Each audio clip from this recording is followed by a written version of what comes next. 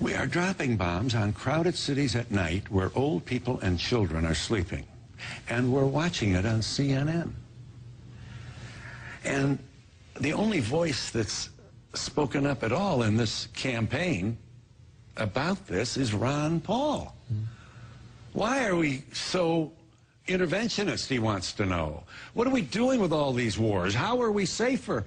These are very common sense observations, and no other candidate can possibly speak those words. It would be, they believe, politically fatal.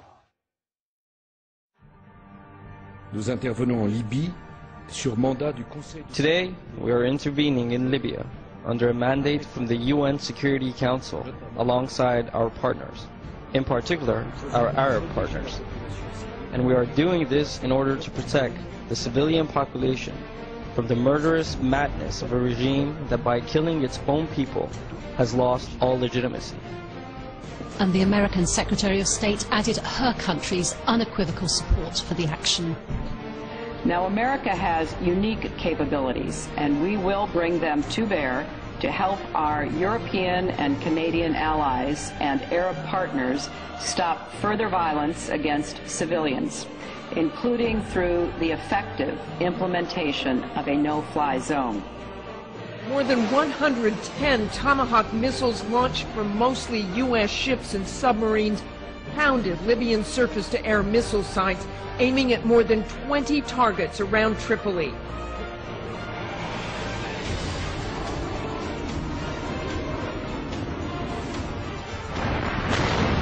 They come out of the blue. I have two words for you: predator drones. You will never see it coming. Those are being operated by somebody at a command center in Langley, Virginia. They're watching it on a video screen. They're pressing the button. They're deciding who lives and who dies.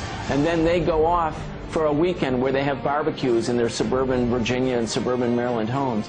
And who pays the price? The people who are the victims of the attack. Is there accountability? None whatsoever. Drones have become the symbol of America's undeclared wars. Wars that seem to have no state or legal boundaries. We've opened up a new realm of warfare, a new realm of breaching international and domestic law. Used in Pakistan, Yemen, and elsewhere, they have killed scores of civilians.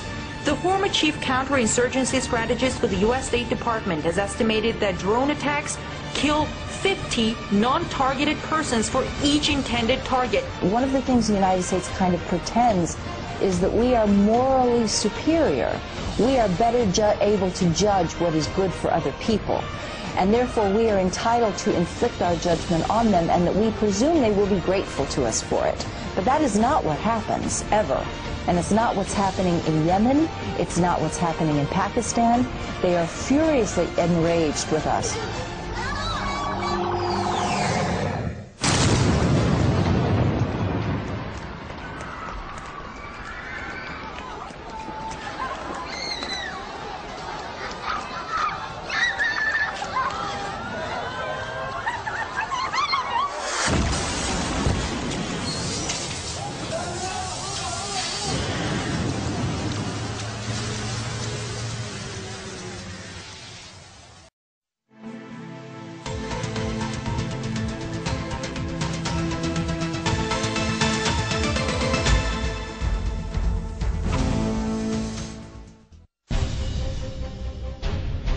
خلي مسافات خلي مسافات.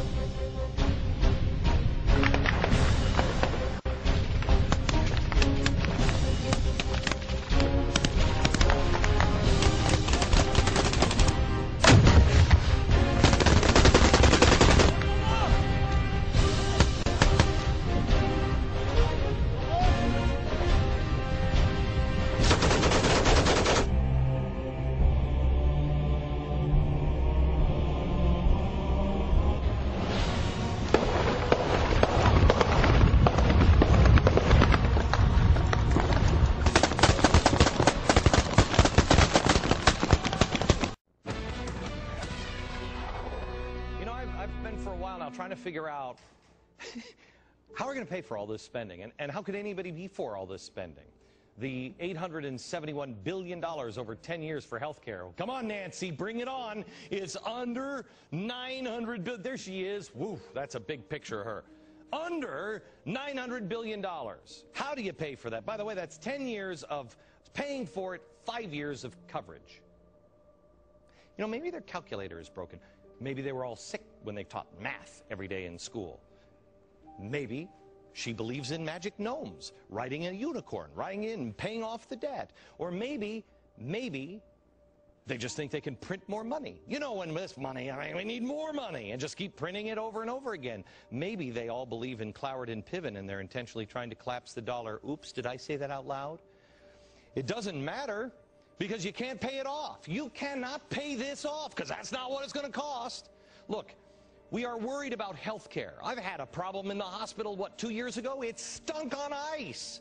But this isn't going to fix it, because when we did the health care, this is our national debt. This is insane. $343,724. That's every citizen owes that. You getting a super neat job at, what, the 7-Eleven? How are you going to do that? We are setting up a situation where our kids will have nothing. Britain's at risk of slipping into recession for the third time since the beginning of the global financial crisis 4 years ago. The country's economy shrank by 0.3% in the last quarter of 2012 and achieved zero growth. The decline of the world's sixth largest economy was blamed on the recession and the Eurozone, bad weather affecting agriculture, and a quick drop in oil and gas output in the North Sea. The country would find itself soon in recession, though, if the economy contracts again in the first quarter of 2013. All the main global ratings agencies have placed Britain on negative watch. The director of the Institute of Economic Affairs in London, Mark Littlewood, says the government should have a different approach to such a burning issue. My friends, the information that you are about to witness from all of my years of research is the most important. It's been hidden in plain view the entire time. This is the ultimate secret, and it's about to be exposed.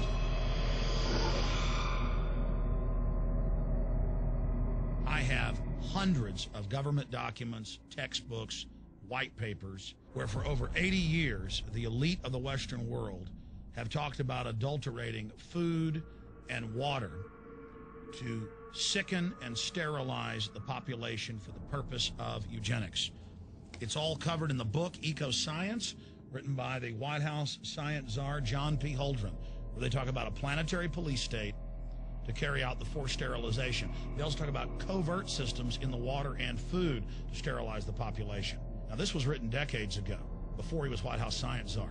Now, suddenly, the stuff in this book is all over the news. They're selling it to the public as if it's a good thing. Now, more on the latest building collapse in New York. You might have heard a few moments ago, I was talking about the Salomon Brothers building collapsing. And indeed it has. Apparently that's only a few hundred yards away from where the World Trade Center towers were. And it seems that this was not a result of a new attack. It was because the building had been weakened during this morning's attacks. We'll probably find out more now about that from our correspondent, Jane Stanley. Jane, what more can you tell us about the Salomon Brothers building and its collapse?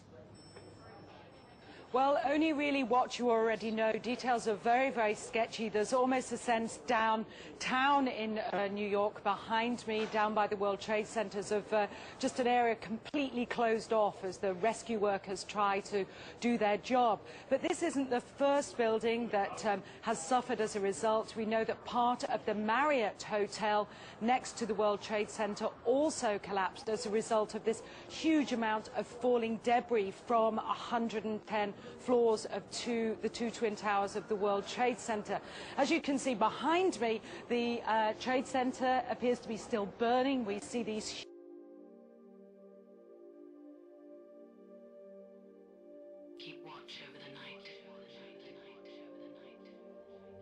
huge clouds of smoke and ash, and we know that behind that there's an empty piece of what was a very familiar New York skyline, a symbol of the financial prosperity of this city, but completely disappeared now. Mike, welcome to the show. We appreciate you being on tonight. Thanks for the invitation, Joe. Okay, let's talk about the rat of the week. Why is Bayer Corporation the rat of the week? Internal documents show that after this company positively, absolutely knew that they had a medication that was infected with the AIDS virus, they took the product off the market in the U.S. and then they dumped it in France, Europe, Asia, and Latin America. The medicine's called Factorate. It was an injection medicine that was used for hemophiliacs, mostly children. Children had been born with an incurable disease. Hold on, Mike. So hold on. So you're telling me that Bayer knew that this drug was infected with the AIDS virus. They yanked it from the market in America, and then they dumped it in markets overseas? They had to figure out a way, Joe, to make a profit on a product that they could not sell in America. So they made a huge profit. They dropped the product in Japan, Spain, and France. By the way, Joe, government officials in France that allowed that to happen actually had to go to prison for it. In America, not one corporate executive for this company has been indicted or even criminally investigated by our Justice Department. Why not? What, you're telling me that these people that dumped this AIDS-tainted blood in foreign countries, who killed children, have not been taken to task in the United States? It's worse than that. The U.S. government allowed it to happen. The FDA allowed this to happen. And now the government is completely looking the other way. Thousands of innocent hemophiliacs have died from the AIDS virus, and not only they're dying, their family members are dying because they're becoming infected with the disease. This company knew absolutely that they had a problem with the product. They knew that it was infected with AIDS. They dumped it because they wanted to turn this disaster into a profit.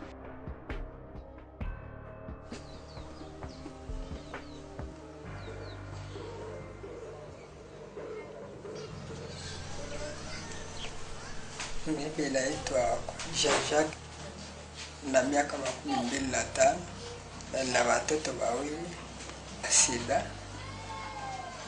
Inakuwa mwaka mzima wa pili huyu. Hapa niko nasikia masikio kuziba, vertige. Kusikia jana nilitapika usiku. Kama tutapata ede, ndio tupiganishe madawa, juu madawa iko shere. Anaweza kusurvive tena hata 10 15 eko. Basi, kuona sasa udhaifu wa maisha ndani ya jamaa, ndio hivi tunachelewa.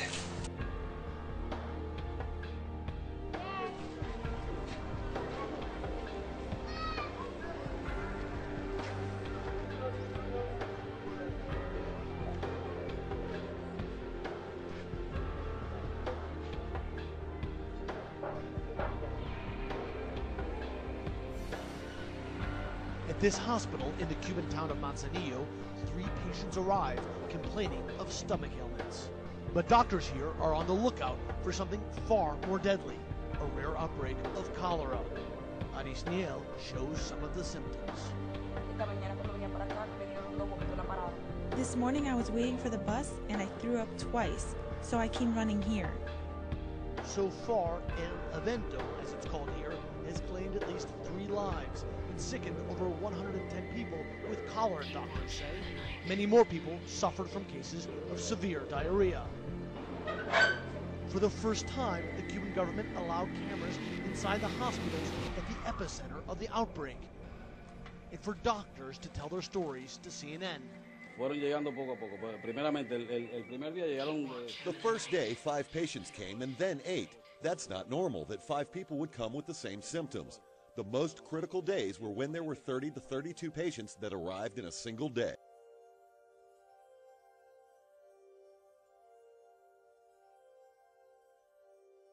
And now to report in this morning's Washington Post that the Obama administration is considering implementing a new fall vaccination program against the flu, a plan that would require Americans to get not 1, not 2, but 3 flu shots. Dr. Nancy Snyderman is NBC's chief medical editor. Welcome back. We have breaking medical news tonight. The flu outbreak that has been spreading so fast now qualifies as an epidemic, according to Anthony Fauci of the National Institutes of Health. Here's what he just told CNN. If you look at the charts that the CDC put out on their website, it clearly has gone above that threshold. So we are into what would classically be described as a flu epidemic. It's still on the uptick, and usually when you're above that baseline in a flu season, you stay there for about 12 weeks. We're right now at about week 5 or so, so we still have a way to go. A long way to go. It's expected to be the worst flu season in years. More than half of states already reporting widespread outbreaks, and health officials say the cases they're seeing are more severe than last year. Emergency rooms across the country are overflowing. Boston's declared a public health emergency. More than 2,000 people have been hospitalized. At least 18 children have died from the flu. And the Centers for Disease Control are going to release new numbers tomorrow. It is a fast-moving story, but they predict as many as 50,000 people may die this flu season.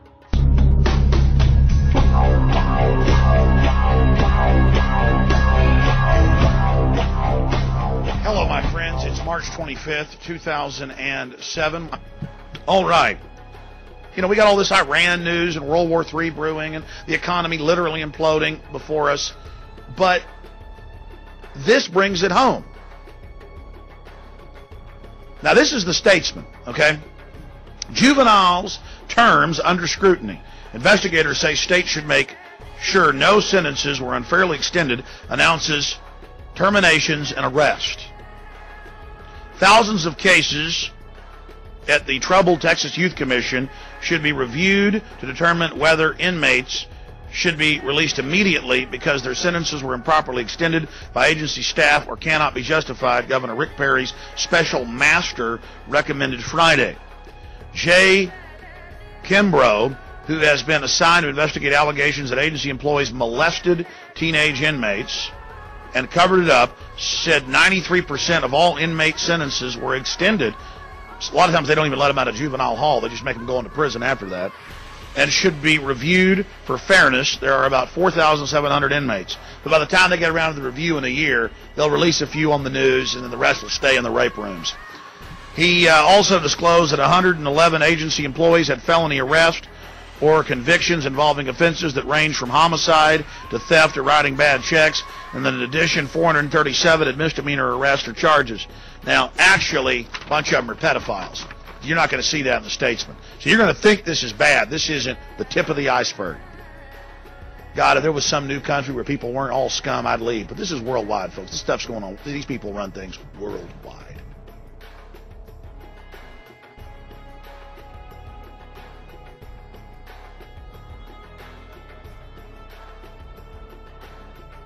And I want to kind of talk about that, about this prison industrial complex and what it is, some of the things that are going on. Yeah, it's sad, really, because it kind of points. You were talking earlier in the show about the fact that a lot of people hate America, and I think hypocrisy is one of the main reasons why people get angry. And with the fact that the arrangements that we have with China that make it illegal for them to support prison labor or to force prison labor to support the economy is kind of hypocritical. I know there's no reverse agreement with the United States in terms of what they export and where it comes from, but the mere fact that they say that the Tariff Act of 1930 had said that we're not allowed to accept prison labor produced goods, you know, imported into the country, should mean that you don't think it's right. And if you don't think it's right, then you need to look in your own backyard and see what you're doing. I think that the United States needs to really analyze their policies, and if they think that there's something morally wrong or ethically wrong with that process itself, they really need to prevent it from happening in the United States, as we know is actually happening with the growth of the prison industrial complex. Today we continue our investigation of Kentucky's Child Protective Services with a different perspective on what's going on. We've been doing these stories for 3 years now, alleging abuse of power, falsified documents, lies in court, threats, and retaliation against parents who fight back. We've heard from victims, attorneys, and officials about what's going on, but we haven't heard from the social workers themselves until now. In disturbing detail, they back up many of the things we reported. Families are harassed and workers are pressured, all in an effort to boost adoption numbers. could not ignore a half-dozen allegations of abuse in his foster home. A state social worker was fired. I did, but I felt like I had to do it. It was the right thing to do, and I stand by the complaint. Because Pat Moore of Ellesmere, Kentucky knew she was right, she filed a lawsuit. And last month, the state paid her $380,000 to settle it. When she found that 2 foster parents had criminal records, a son living there with multiple felonies, and a convicted sex offender visiting and sometimes caring for the children, she refused to arrange an adoption. Her CPS supervisors responded with this memo recommending the adoption should proceed quickly. Our theory is that the basis for this is the tie to the federal money. That every time a child is not placed in a home, the state of Kentucky, through its cabinet, is losing federal money. It's an allegation we've seen many times in our 3-year-long investigation of Kentucky CPS, that instead of trying to bring families together, the cabinet forces adoptions to earn more federal bonus money. And it apparently started in 2004, when adoptions in Kentucky ballooned to 724, while the federal bonus money more than doubled, from $452,000 the year before to more than $1 million. Statistics. The cabinet puts pressure on statistics because federal money and state money come from statistics.